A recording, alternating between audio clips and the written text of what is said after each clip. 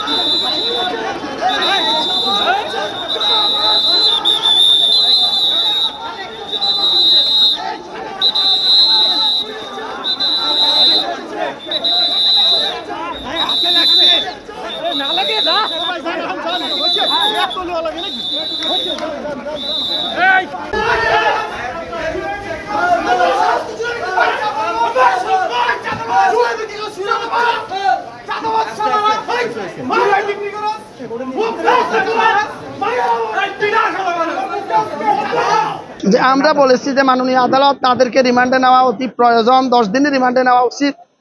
কারণ তাদেরকে রিমান্ডে নিলে এই ঘটনার সাথে কারা সম্পৃক্ত, কারা মাস্টার মাইন্ড এবং এই সাদা কার কাছে যায়, তারা ছোট মানুষ, তারা অনেক ছোট মানুষ, তাদের এত টাকার কেন প্রয়োজন সেটা আমাদের বোধগম্য নয়। তখন মাননীয় আদালত তাদের 7 দিনের রিমান্ড মঞ্জুর করে। গ্রেপ্তারকৃত আসামিগণ এবং তদীয় আরও সঙ্গীগণ গত 17/7/2025 তারিখ বেলা সকাল 10 ঘটিকার সময় গুলশান থানাধীন বাদীর বাসায় গিয়ে তারা 50 লক্ষ টাকা চাঁদা দাবি করে। বাদী তার আত্মীয় স্বজনদের কাছ থেকে এবং তার নিজের কাছে যে সঞ্চিত টাকা ছিল সেটা দিয়ে মোট 10 লক্ষ টাকা দিয়ে তাদেরকে বিদায় করে। তাদের চাহিদা মতো উনি 40 লক্ষ টাকা বাকি রেখেছেন তাদের চাহিদা অনুযায়ী। সেই 40 লক্ষ টাকার জন্য তারা দ্বিতীয়বার বিগত 19/7/2025 তারিখ আবার এই বাদীর একই বাসায় হানা দেয়। সেদিন তিনি গুলশান থানা পুলিশকে বিষয়টি অবহিত করলে এই আসামিরা পালিয়ে যায়। তৃতীয়বার এবং সর্বশেষ যে ঘটনা সেটা ঘটেছে গতকাল 26/7/2025 বিকাল 5টা 30 ঘটিকার সময়।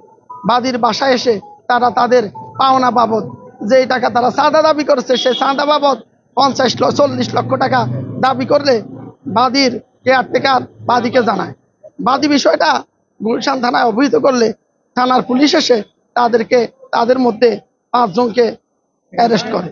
এই হচ্ছে মামলার মূল কথা, মামলার বিবরণ। আমরা রিমান্ডের পক্ষে কি বলেছেন আপনারা? এই মামলার বাদী এই আসামিদের 10 দিনের রিমান্ড প্রার্থনা করেন। মামলার আয়ু 10 দিনের রিমান্ড প্রার্থনা করেন। আমরা রাষ্ট্রপক্ষে আমরা সেম সাবমিশন রেখেছি।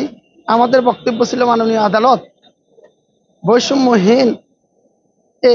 বৈষম্য বিরোধী আন্দোলনের যে আমরা 5 আগস্টের পরবর্তী যে আমরা বৈষম্যহীন বাংলাদেশ পেয়েছি সেই বাংলাদেশে এইরকম চাঁদাবাজদের ঠাঁই হতে পারে না। মাননীয় আদালত এই চাঁদাবাজরা বৈষম্যহীন আন্দোলনের অগ্রসৈনিক যারা, তাদের একটা সংগঠন হচ্ছে এনসিপির সাইনবোর্ড ইউজ করে এই সংগঠনটাকে বিতর্কিত করার জন্য তারা নিজেরা চাঁদাবাজি করে সেই চাঁদার বিষয়ে বলে চাঁদা উঠে ফল করে চলে যায় লন্ডনে। এইভাবে মূল ঘটনাকে ভিন্ন খাতে প্রবাহিত করার জন্য তারা বিভিন্ন রাজনৈতিক ব্যক্তিবর্গকে ফাঁসানোর জন্য তারা ফেসবুকে বিবৃতিতে তারা অন্যদের নাম বলে থাকে। আসলে ঘটনা হচ্ছে তারা নিজেরা চাঁদাবাজি করে কোটি কোটি টাকা হাতিয়ে নিচ্ছে। আমাদের বক্তব্যে বিজ্ঞ আদালত সন্তুষ্ট হয়ে আসামিদের 7 দিনের রিমান্ড মঞ্জুর করেন।